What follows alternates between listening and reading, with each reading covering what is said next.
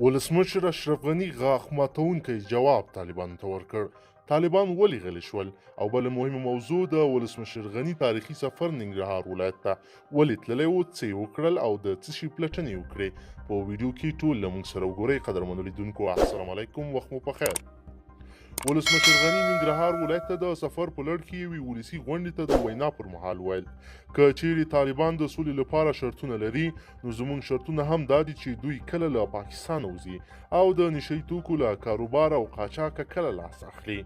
ولسمشر محمد اشرف غني د وینا پر مهال وروسته له هغې خپل دریځ روښانه کړ چې وسلوالو طالبانو د بین الافغاني مذاکراتو وړاندې افغان حکومت ته خپل هغه شرطونه کېښودل چې امریکا سره یې په هوکړه لیک کې منلي دي چې ګواکې 15,000 طالب مشران د حکومت له زندانه خوشي کړي، خو افغان حکومت ته دا غوښتنه د منلو وړ نه ده، وایي چې دا ناممکنه ده. په همدې حال کې طالب مشرانو تېره شپه خپلو جنګیالیو ته امر کړی دی چې د امریکا سره د شوي هوکړې له مخې دې په امریکایي ځواکونو بریدونه نه کوي، خو له افغان ځواکونو سره دې جګړه نوره هم چټکه کړي. د سولې په پروسه کې د جنجالونو پر مهال نن ولسمشر غني له پلازمینې کابل څخه ننګرهار ولایت ته سفر وکړ او د سفر پر مهال د دې ولایت د امنیتي ادارو ترڅنګ له قومي مشرانو، میرمنو، ځوانانو سره هم پر یوې ولسي غونډه کې ګډون کړی چې پکې د ننګرهار د امنیت او پرمختګونو ترڅنګ د سولې پروسې په اړه هم خبرې وکړې. ولسمشر غني خوښي وښوده چې په ننګرهار ولایت کې افغان ځواکونو په ډیر کم وخت کې داعش وسلوال مات کړل او شاوخوا 18 ولسوالیو خلک یې په امن کې کړل.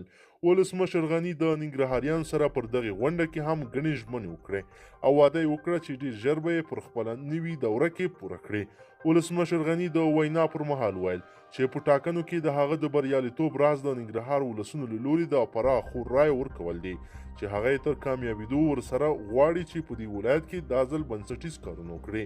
ولسمشر غني ویل چې په راتلونکي 2 اونیو کې به د ننګرهار د ملکي هوایي ډګر تدارکاتي چارې هم بشپړې شي او عملي کار به یې هم پیل شي. ولسمشر د خبرو پر مهال ښځو ته په خطاب کې ویل چې د سولې په پروسه کې به د دوی حقوقو ته په بشپړه توګه پام وشي او نه غواړي چې د دوی حقوق د سولې په پروسه کې له لاسه ورکړي. ولسمشر غني ژمنه وکړه چې په دې ولایت کې به د سپین جومات پاتې کارونه هم بشپړ شي او د برېښنا لپاره به هم اسانتیاوې رامنځته شي. د یادولو ده چې ولسمشر غني له دې وړاندې د 2019 کال په نومبر میاشت کې هم ننګرهار ولایت ته راغلی و چې له ولسونو سره یې بېلابېلې ژمنې وکړې. قدرمنو لیدونکو که چیرې غواړئ چې ورته تازه او مهمو پیښو څخه ځان ډېر ژر او په لنډو کې خبر کړئ، زموږ چینل سره سبسکرایب کړئ، ویډیو سره حتما لایک کړئ. تر بلې ویډیو مو په لوی رب سپارم.